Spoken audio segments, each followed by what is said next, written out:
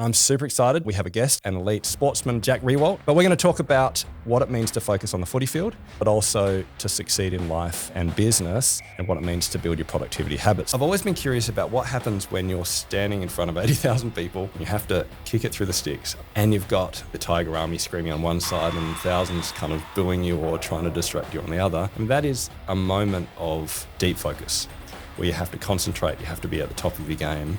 I'm curious what goes on in your mind in that moment. Like, what are you thinking about, and how do you actually concentrate on what you have to concentrate on?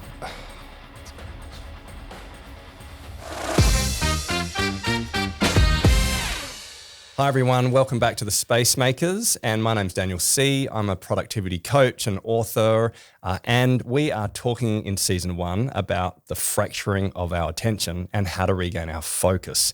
So everything to do with why we're struggling to concentrate, have silence, work in a deep way, even watch movies without kind of pulling out our phone. We're going to talk about that over 10 distinct short, sharp episodes, and we're taking you on a journey to help you really recapture your attention and rebuild your focus muscles.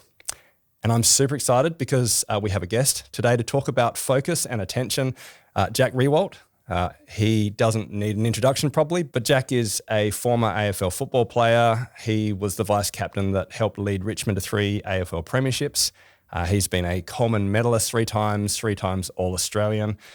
And I think things go in 3. He's got 3 young kids and 3 jobs, I think. We'll talk about that in a moment. But we're going to talk about Jack and what it means to focus on the footy field and what it might look like to be an elite sportsman, but also to succeed in life and business, and what it means to build your productivity habits. So, hey, welcome, Jack. Thanks for having me, Daniel. It's good to be on Space Makers. Yeah, it's really good to have you here. And is that right? You've got 3 jobs now. You've got like ALG, so Authentic Leaders Group. Yeah, Authentic Leaders, which is a group that I founded with a couple of other friends from Victoria, as well as my wife Carly, a few years back. I work for the 19th licence, the Tasmanian Football Club, in a ambassador / sort of culture position.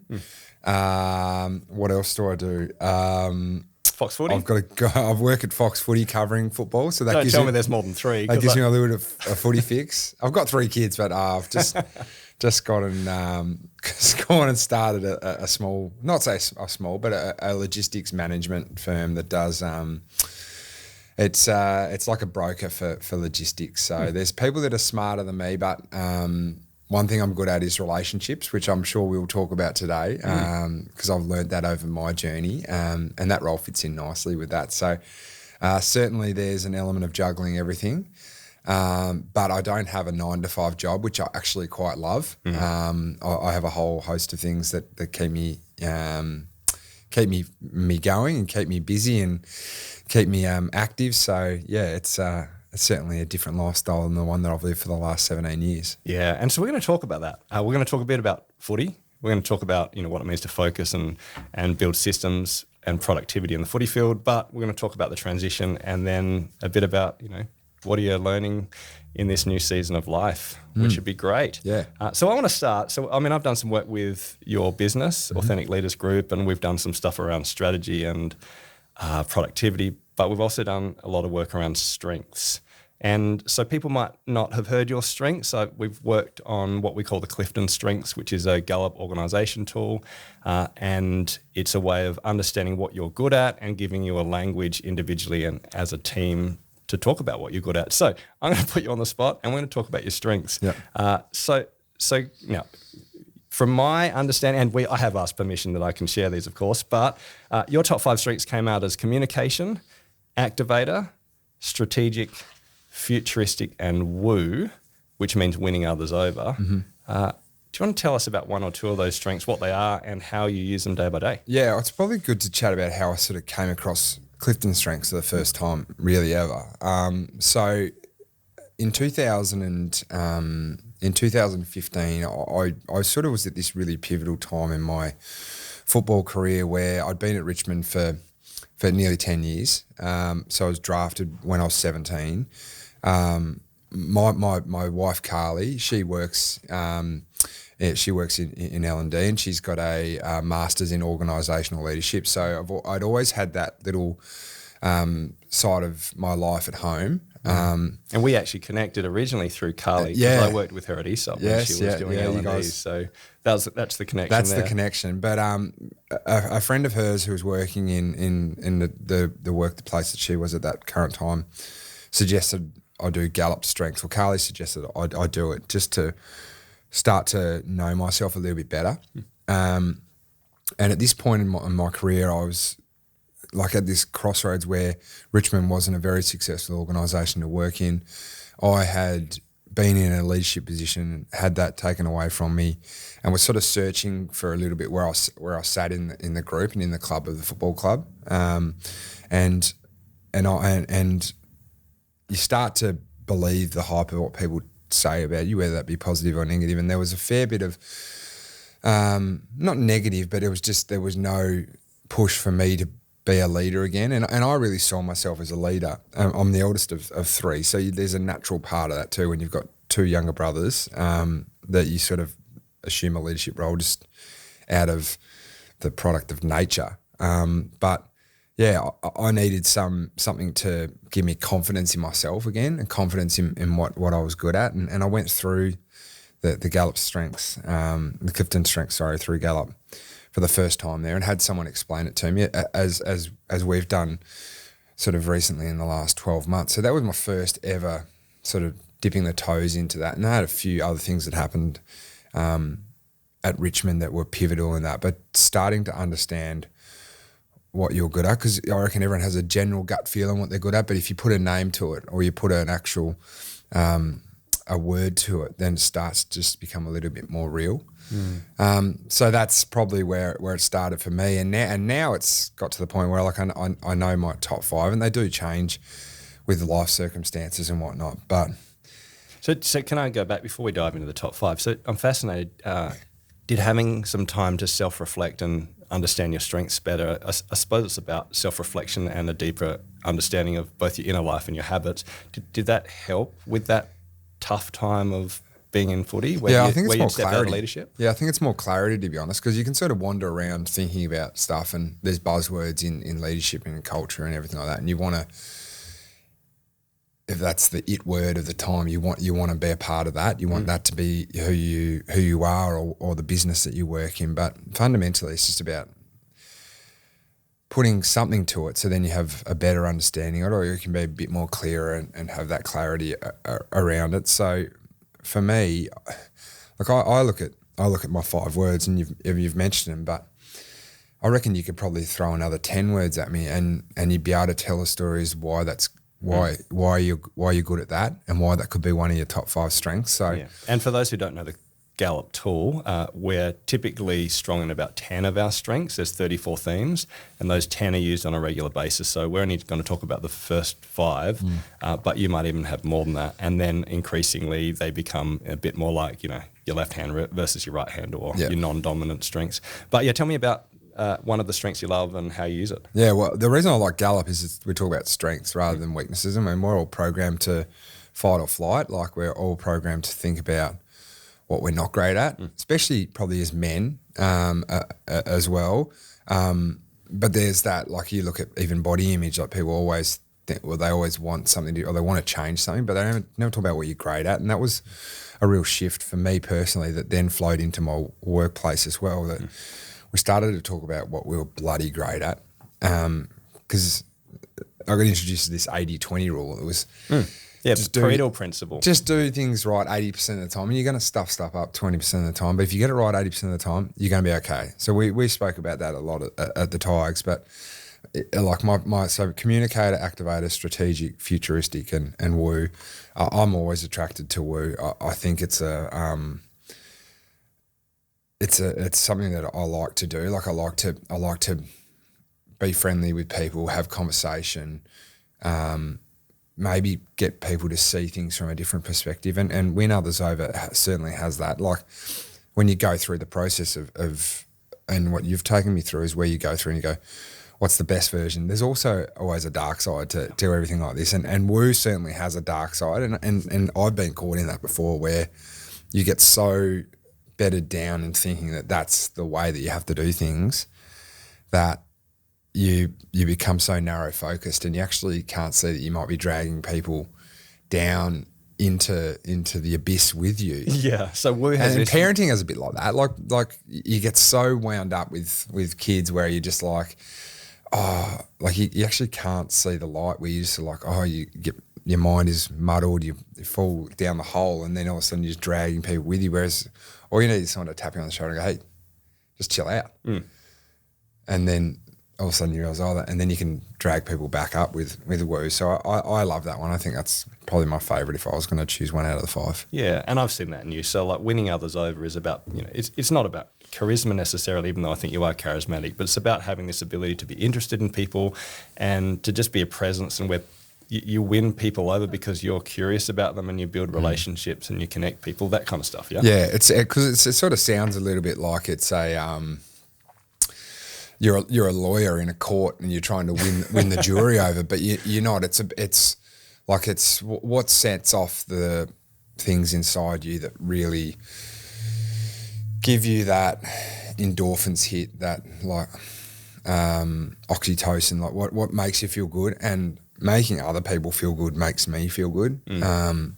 So like I love organising stuff, whether that be a first year's camp in 2017 for the Richmond Football Club, to barbecues, to now in Authentic Leaders where we organise and facilitate life-changing experiences for people that would never go through those. There's an element of that where you just like, I just love to win people over by that and see them go through something that is life-changing. And it doesn't have to be through words. It can be just through actions, or it can be just through placement. And I mean, some of the stuff that we do at Authentic Leaders is in the most remarkable places in the world, right here in Tasmania, on the 3 Capes, Central Australia at Uluru, up in the high country in Victoria. And we take people to these places and allow them to what we call rewild, where you get back to being a human being. Like fundamentally, we're probably all bred to reproduce and hunt to feed ourselves.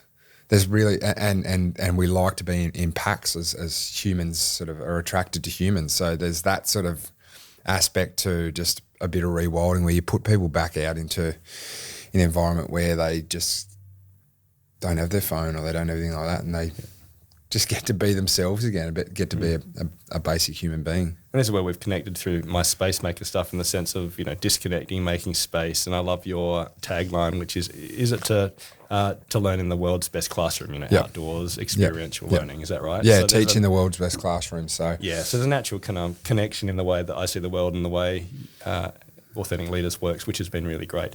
We might go back to ALG, but let me dive back into footy, because I'm curious about, well, I'm sure listeners will be interested about how your habits and systems helped you become an elite athlete, and then we'll talk about the transition out of footy. Is that all right? So look, I've always had an interest. I've always been curious. So I don't know how much this has about. Well, it does have to do with focus, but I've always been curious about what happens when you're standing in front of 80,000 people, and you take a mark, and you've got the share, and you have to kick it through the sticks. I don't know. And it's not an easy kick, but it's not impossible. And you've got, maybe the Tiger Army screaming on one side and thousands kind of booing you or trying to distract you on the other. I mean, that is a moment of deep focus where you have to concentrate, you have to be at the top of your game. I'm curious what goes on in your mind in that moment. Like, what are you thinking about, and how do you actually concentrate on what you have to concentrate on? It's interesting. Certainly, I think there's an element of repetition about it, where it just becomes a habit that you create.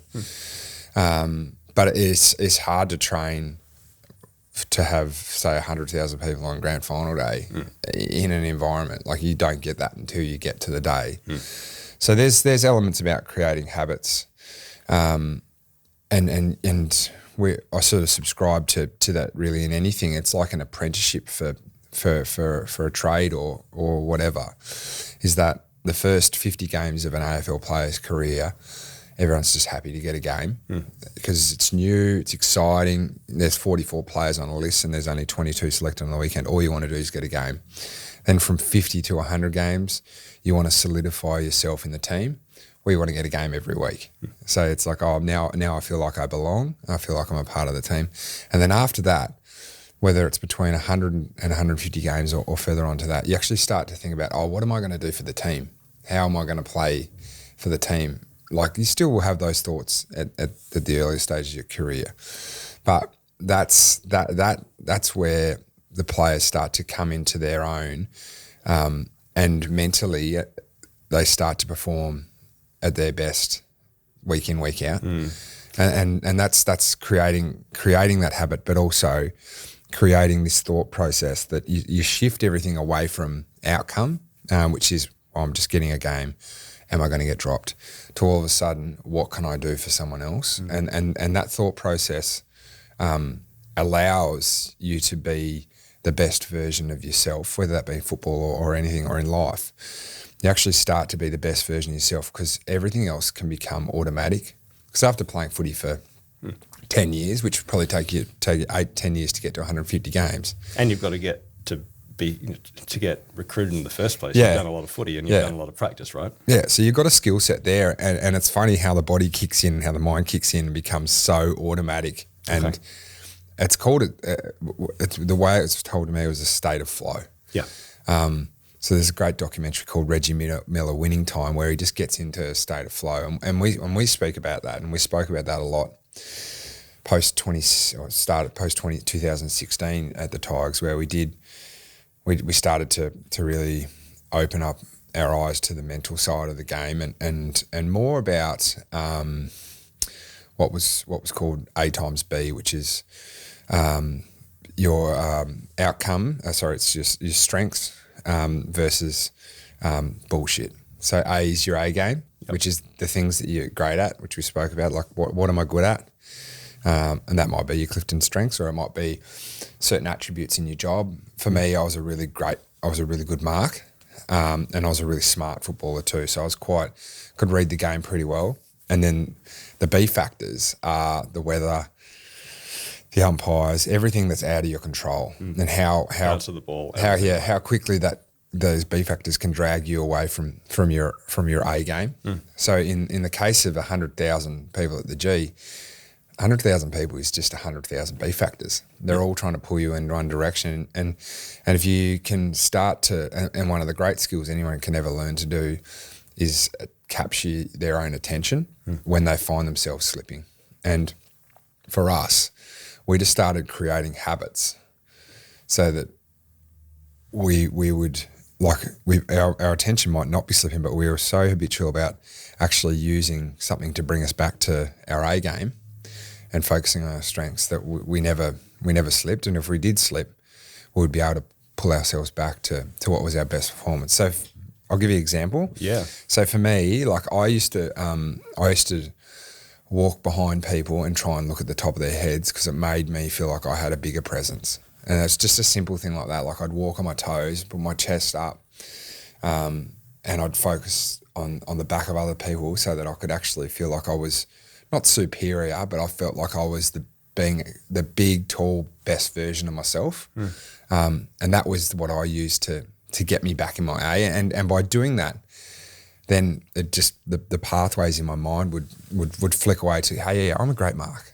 Yeah, I'm great at this. I'm great at this. And then you break it down as, well, what do I need to do that? Well, I got myself in a position where, because I played lots of footy, it was just automatic again as well. So on the one hand, you've done heaps and heaps of practice, and so when you rock up, you've got the muscle memory and the automated ability to be able to kick when you want to.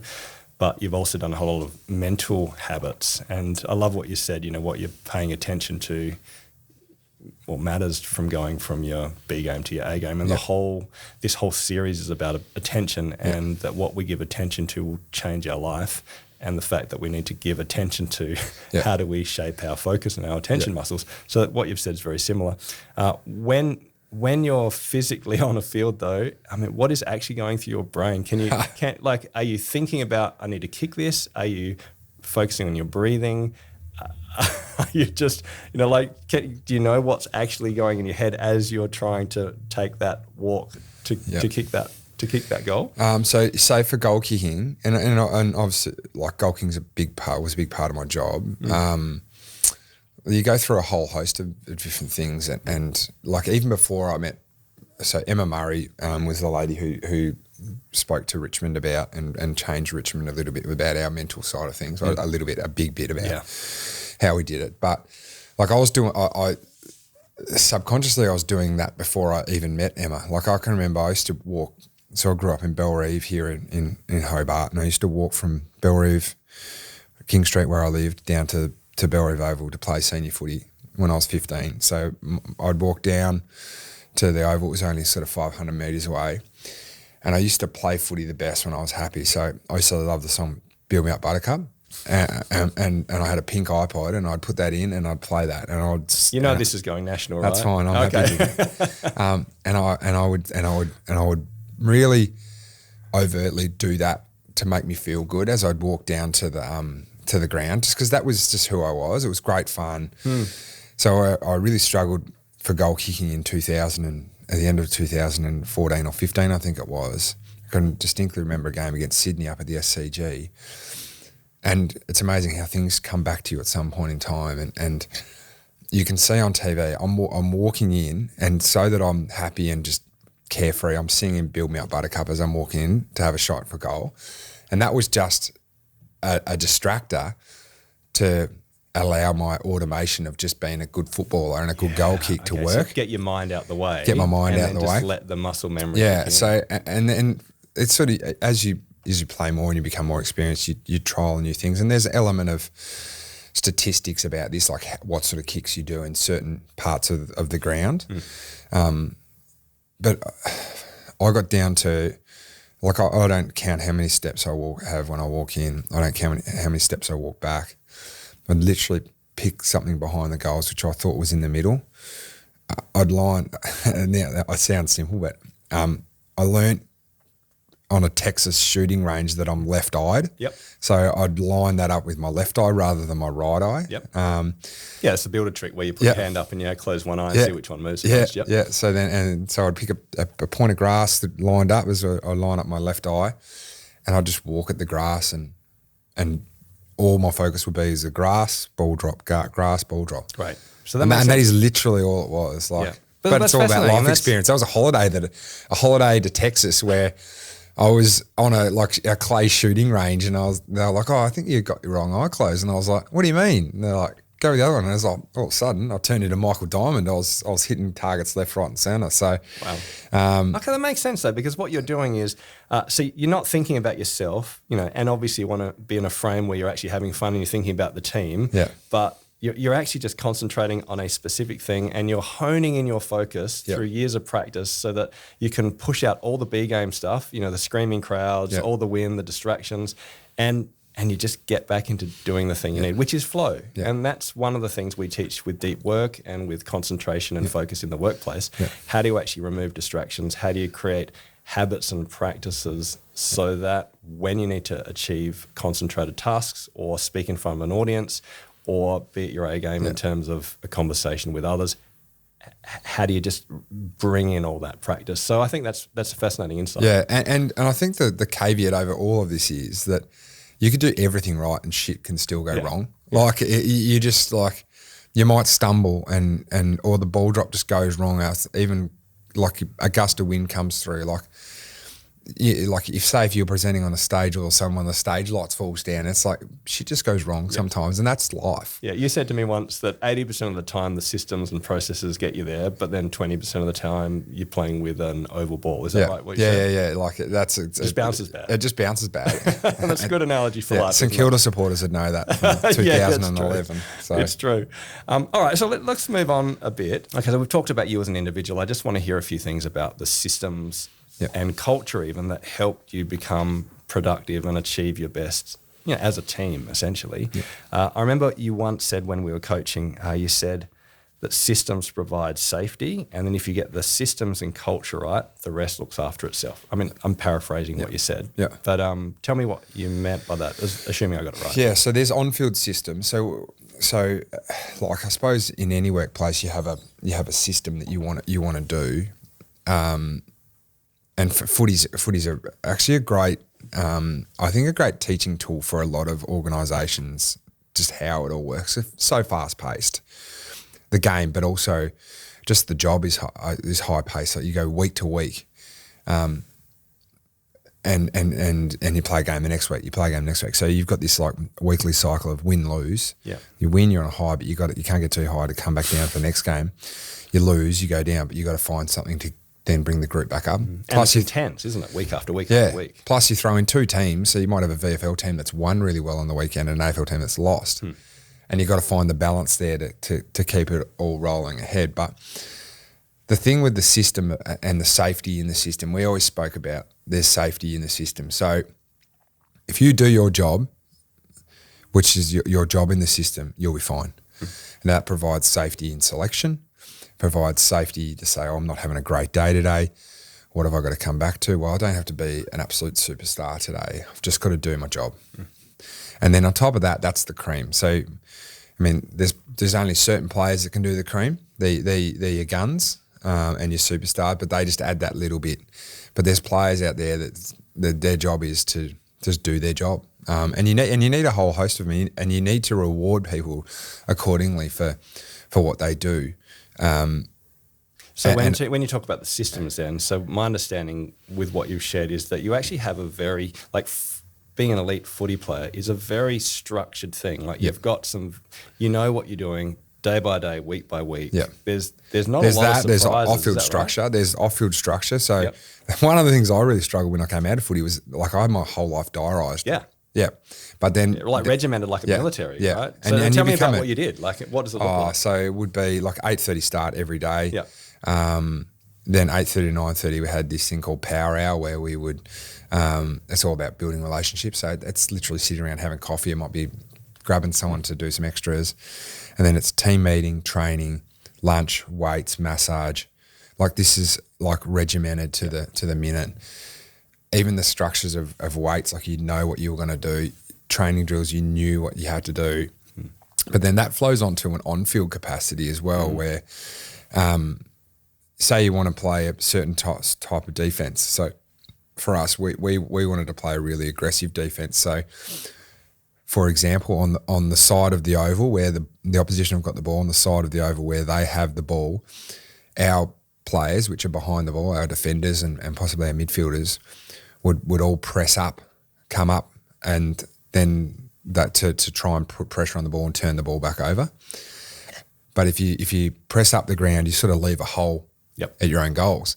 So then the players on the other side of the ground or the fat side of the ground, we would call that, would have to rotate in behind. So you create a system that way as well. Okay, so because you're so used to a regimented, automated way of working from, getting massages to what weights you do to even the relational building stuff at the start, you translate that regimented, consistent habit-forming kind of pattern into the way in which you play as well. Yeah, exactly. And so there's no surprises. Just if you see the guys push up hard, well then those on the fat end of the ground just rotate in. It's just this process. Yeah. It's a machine basically. That has 18 cogs that work at the same time, which is and so that works offense and defense. So we would stop the ball. We would stop game review at certain points and know exactly where people should be standing. Yep. And this is in a game that's played on a huge oval with an oval ball, things going wrong, an opposition and all this sort of stuff. But we'd still have basic principles, that 80% that we would want people to be standing in certain positions. So it's funny how that all works. And what would happen when we would lose, one cog wouldn't get it right, and the flow-on effect from one cog not getting it right to the next one, you could see how important every single job is, whether it be the best player on the team or I'm not going to say that, but the last player picked or the player that's doing a role off the ball as far away, like might be 100 metres away from the ball, how important that role is and just how everyone needed to get it right. So that's just this...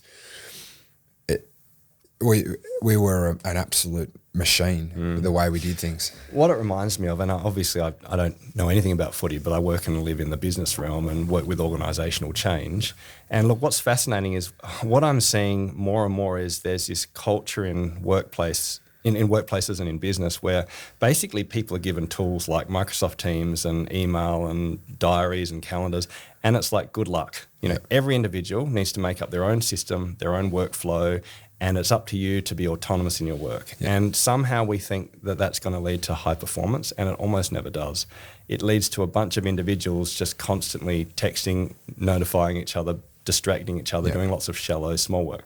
And so a lot of my work with teams is, okay, we have to actually create shared processes and rhythms and workflows so that actually individual preference doesn't trump team performance. Now, it doesn't mean you have rules and regulations like you would in a football field, but at least let's all have the same way of using Teams or email. Let's have meetings at the same time. Let's structure and plan our week in the same way. And what that always leads to is higher level performance. Language is another one too. Like I could talk football language to you right now and you would have absolutely no idea about what I was speaking. Like I'm probably speaking French to you basically. But if I said that to any one of the Richmond players that I played with, you'd know exactly what we were talking about. Yeah. So it's having that lingo. Yeah. So there's a culture that you build as well, right? Yeah, yeah. So you're nearly this little sort of microcosm inside of an AFL environment where like we speak a different language. But because everyone's on the same timetable and because and I think management probably has, and people that manage people probably could look at the way AFL works. Yeah. Is they sort of, it's like everyone has a coach. And then what happens is as players get older, they start to manage younger players. And it's not through any official capacity or anything like that. It's actually through just time together. And a lot of people, like you're saying, get thrown into a manager's role and be like, all right, you've got a team of 10 now. But they may have only been working in the business for 12 months or if they're lucky. Yeah. Whereas there's learned experience where you actually acquire knowledge. It's an apprenticeship. You acquire, system, isn't it? Acquire knowledge and then you start to impart knowledge. Yeah. Yeah, which makes a lot of sense. And then a lot of players end up being coaches, so they sort of continue to impart knowledge. That's fascinating. So I suppose one of the things I've taken away though is that, I might look at you do these specky marks, you look like you're this amazing individual, and of course, you've got your own talents and skills. But what we don't see necessarily is that actually you're part of a very structured system which has got a bunch of habits and processes and practices around it, and it's that routine, the systems that provide the safety that allow you to look like an individual performing well. Yeah. Would that be fair to say?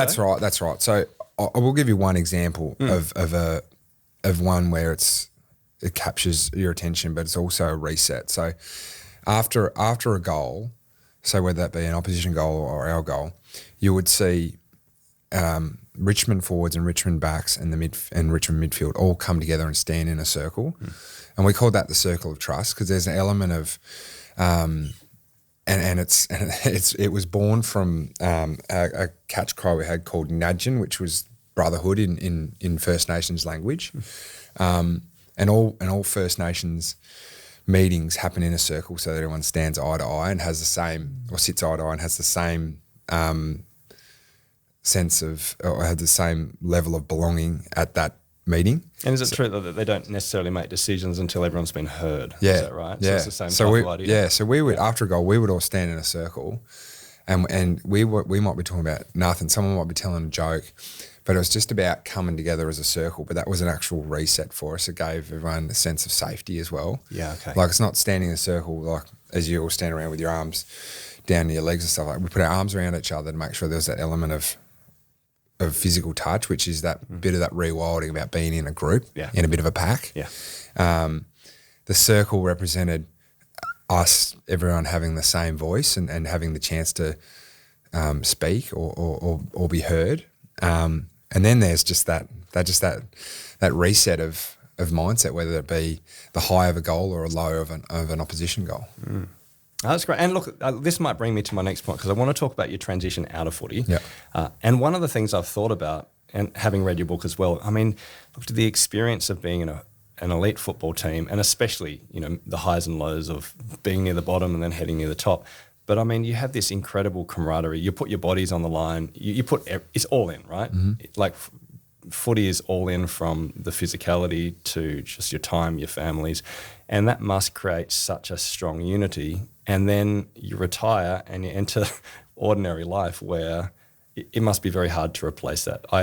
I used to work with Vietnam vets and do physiotherapy, and I used to take a bunch of vets who are in their 50s, and we used to exercise, do mindfulness meditation, do hydrotherapy, and they just couldn't replace what they had back then with ordinary life, and that was a sticking point, and it was a problem, as well as there were some benefits with that. So I suppose my question is, I'm fascinated about the transition of how you go from being in that environment to normal life. Yeah. And how are you finding that? I think probably I've filled my life with being busy. Yep. But there will be a dawning time, I think, where all of a sudden I go, like footy's not a real job for me anymore. Like I'll still work in footy for Fox and work for Tassie, but I won't play. You probably yearn a little bit for that, like just doing stuff with your mates. Yeah. And it doesn't have to be physical exercise, but for me, that's an important one. So, like I've come home to Tassie for the last couple of months, and like I go out and bike ride with my mates because it's quite healthy for me. It's healthy to get out and go and act and do something active, but the coffee at the end of a 60, 100K bike ride, like that's the gold.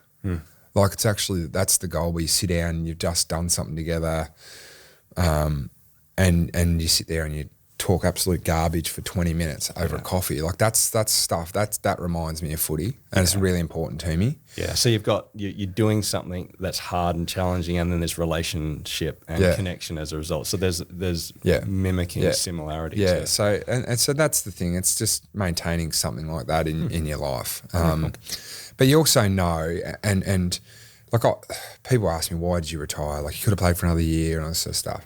I just started loving other stuff more than footy. Like I love footy, absolutely love footy. Hence why I probably still work in that capacity.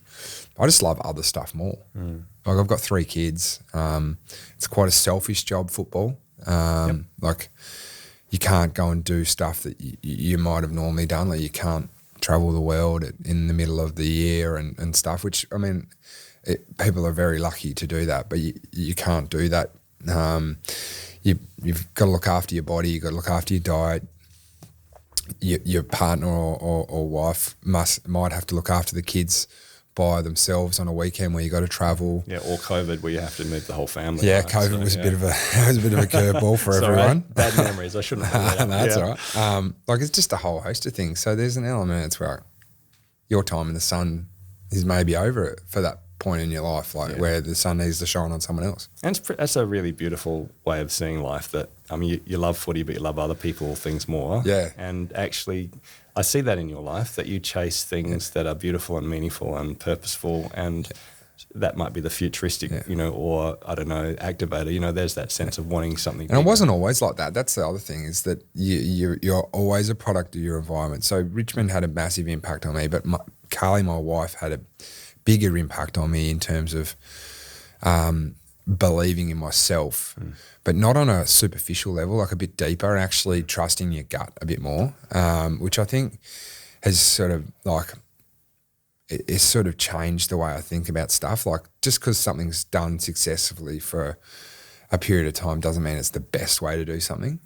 And also I think COVID had probably had a big impact on us as a family about how we thought about even stuff like taking a Panadol and stuff like that. Like, is there alternative ways to maybe just use hydrotherapy or like cold water therapy is a big one that we see a lot of at the moment, and we do a bit of stuff with authentic mindfulness, infrared saunas, just alternative medicines. And it's not to say that it's like kooky left of centre stuff, but as that sort of left of centre stuff starting to shift a little bit more front and centre a little bit, where people are curious about stuff like that. Makes sense. And look, I know Carly's, she's a deep thinker, but she's a spiritual person. And, a lot smarter than me. Yeah, she's a very smart cookie. I have a lot of respect for her. I remember the first time we met, actually, Tim and I went to Melbourne. We worked with a company she got us in to do some email ninja stuff for.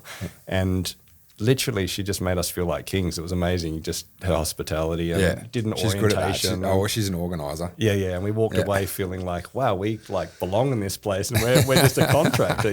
She has that effect. So I can see how being married to her might change you in that way. Yeah. Hey, so let's move to the last bit, really, which is, I'm fascinated about focus and attention and habits and systems in the workplace, obviously beyond footy, because this podcast is about helping people think about how can they build habits and practices to recapture their focus and reduce some of the distraction that stops them living the life they want to live. Yeah. And so one of the things we talked about, if that's all right, is Richmond ran on a very text message-based system because everything had to be very short, immediate, and week by week. I think you said if you focus more than the week ahead, you can get lost and distracted, right? But business doesn't quite work like that. You need to have some longer term thinking, some medium term thinking, and business in the sense of, the jobs you're in don't have a regimented turn up at this time and do this day by day. So I'm curious about what are some of the habits or practices that you're putting in place that are working for you to help you, I suppose, perform and focus in the stuff that you're doing, whether it be ALG or Fox footy or Tas footy or whatever you're doing. So I think it's about understanding what you've got or the skill set that you've developed over that period of time. So 17 years to develop skill sets, a reasonable amount of time. Granted, it has changed a bit, but if you can transfer systems across, like that's a good way to do it. So for me, it was learning how to run my diary, for example. So now I have multiple email addresses.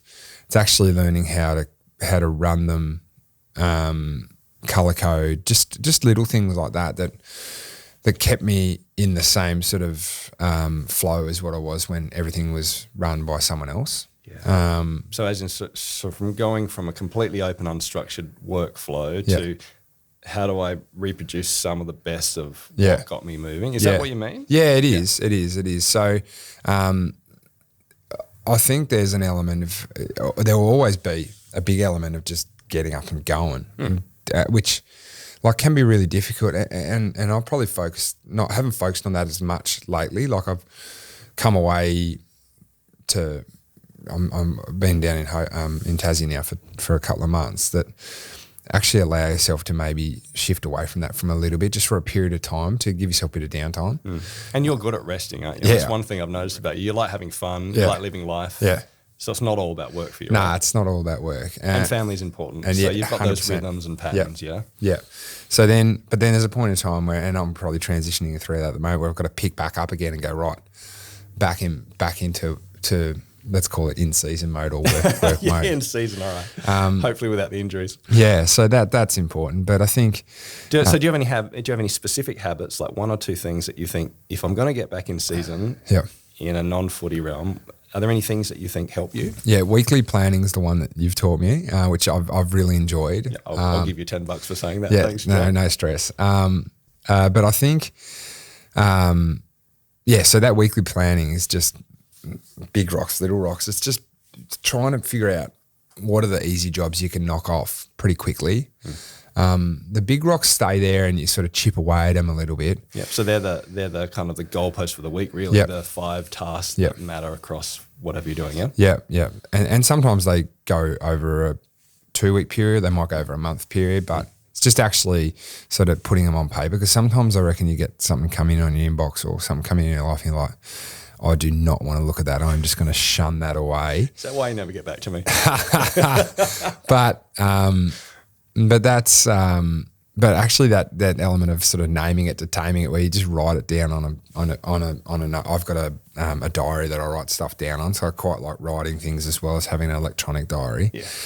But that naming it to tame it, and then there's something about just ticking something off a list, and you're like, right, okay. I've done that. So breaking stuff down, ticking it off, and just making sure you're progressing the longer term things. Yeah. So again, they're delegating. I figured that if you can just delegate stuff to other people, it's pretty easy.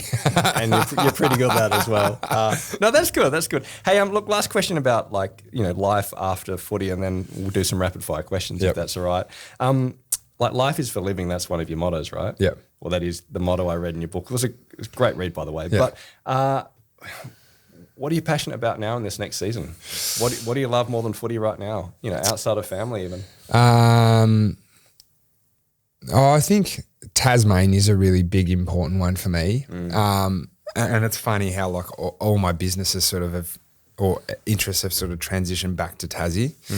Like we work here for Authentic. I do some stuff for obviously for the footy club down here. Even stuff that I've learned as I've been travelling around the state in the last couple of weeks. There's little stories that I want to tell on Fox that are Tassie based. So it's like it's that sense of home, which is grounding for us as a family as well. And other than that, it's just I'm just probably more excited about what the next period holds for me a little bit, but for more of us as a family. Like with young kids, they grow up pretty bloody fast. So like big milestones like kids learning to ride a bike for the first time or learning to walk.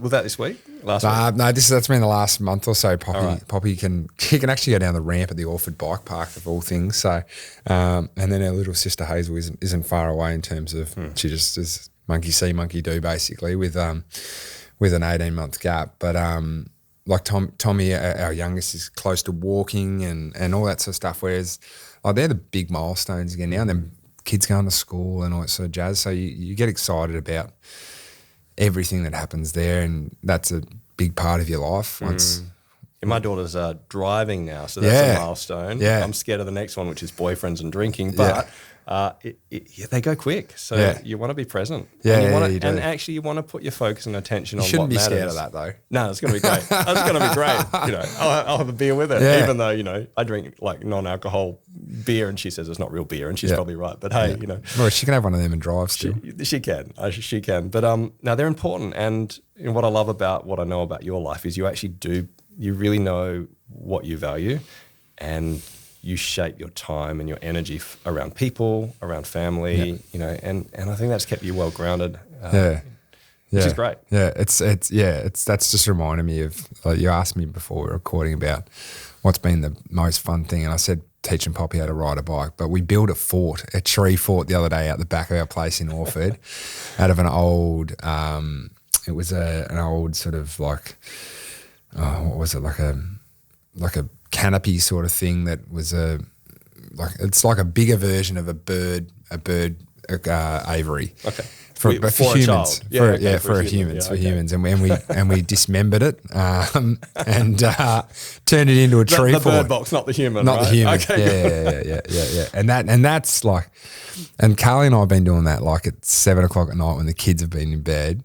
We're right, let's get out and quickly just put a few things. We've got a couple of climbing things. We've got a swing on the tree, like that sort of stuff. Like that sort of 2 hours of sunlight, which you get down here at summer, has been great fun. Yeah, great fun. Yeah, and that's the stuff that you love. Yeah, and you're not building it for yourself or anything like that, as much as I get on there and have a play, but you're building it for them to wake up the next day and go, oh, awesome, there's a new bit to the treehouse. I love it, Jack. That's awesome. Hey, look, we finish every episode, because this is part of a series where we're teaching people how to focus. We're giving theory, but we're giving people a practical activity. Yeah. So at the end of it, the first week we got people to go outside for 5 minutes and just focus and think about what they're seeing and what they're hearing. The second week we got people to pick up a guitar or some type of high quality leisure activity that they've forgotten to do and put down their tech tools and focus. I played the flute as a kid. Oh, there you are. I won't make you do that, although you could do a solo. But I'm going to spring this on you, and I know I haven't given you any thought about this, but if you were to get our listeners to do one simple, small, practical challenge that can help improve their life, their focus, their attention, or, to do something that matters, can you think of anything you'd encourage people to do between now and next week? Yeah, look, one thing we do as a part of our Authentic Leaders immersions is we do this walk from the top of Mount Fortescue down into Fortescue Bay. It's about an hour. And you send people off sort of every sort of 200 metres, a couple of minutes between each other, and you walk in silence. It's called forest bathing. And it's funny how you do like if you walk in silence, how the most important things in your life or the life-changing things bubble to the top. So it's sort of like as you're walking down the hill, it's filtering your mind You let your mind wander, but you'll come around to the things that need to be addressed or want to be addressed. So I like just going for a walk in silence, which is so not hard to do, but it is difficult because you want to chuck your AirPods in, or you want to go for a walk with a friend, or you want to go for a walk with a dog, or whatever. There's so many of these little distractions where you think, I can knock 2 jobs off at the same time. Whereas sometimes it's just going for a walk is what you need, and whether that be an hour or whether that be 10 minutes, 15 minutes, it's just actually finding that time for yourself. And being present and just being there, right? Yep. Yeah. So I love it. Okay, well, if you're listening and you've been following this Forest podcast, I want you to do some forest bathing. So that does not mean taking your clothes off in the forest. Do not put that down to my podcast. But it does mean put your phone away, put down your iPods, and actually just go for a walk. Look, it can be 10 minutes if you want to be soft like us, or if you want to be an elite athlete like Jack, go for an hour. But the point is be silent, be present, and remember those action triggers we've talked about. Think about when and where you're going to do it this week. You might even put it in your calendar and actually just do some forest bathing and think about what you need to give attention to. That's an awesome practice. So we're going to finish with quick, can I just ask you 7 super fast quick questions? No stress. And we'll finish, all right? Yep. So if you had 2 hours of guilt-free space, how would you use that time? I'd ride 60 Ks. Yep. Nice. What's the best thing about being a dad? That's a great question. Coming home after you've been away for a bit. Nice. I reckon even if it's just a quick trip to town and your kids come run up to you. Yep. Cool. If you could attribute success to one habit or mindset, what would that be? Not looking at the outcome. Sweet. What's one lesson that we can learn about life from footy? The power of relationships. What's the downside to fame and success that you've experienced? I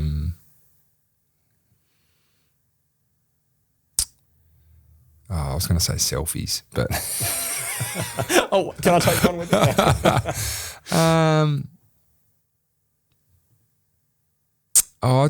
Yeah. Look, I think that there's a lot of people speak for you at some point in time. Like, I know this is a bit of a long-winded answer, but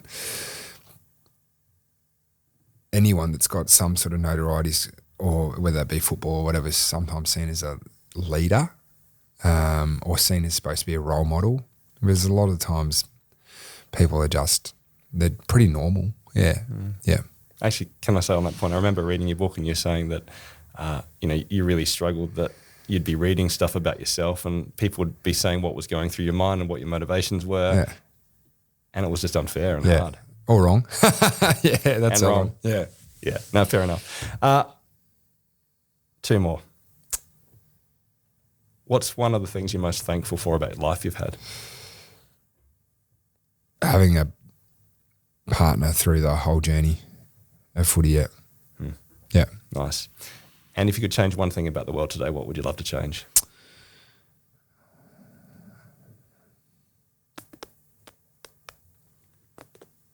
Oh, that's an interesting question.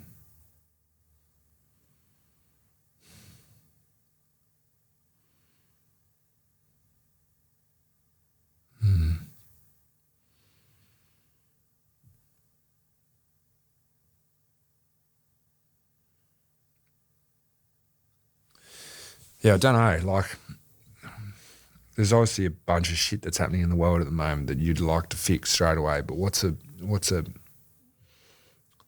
yeah. Maybe something you could change.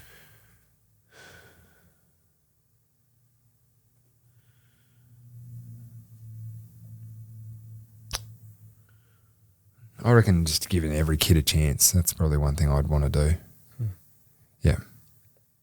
Yeah.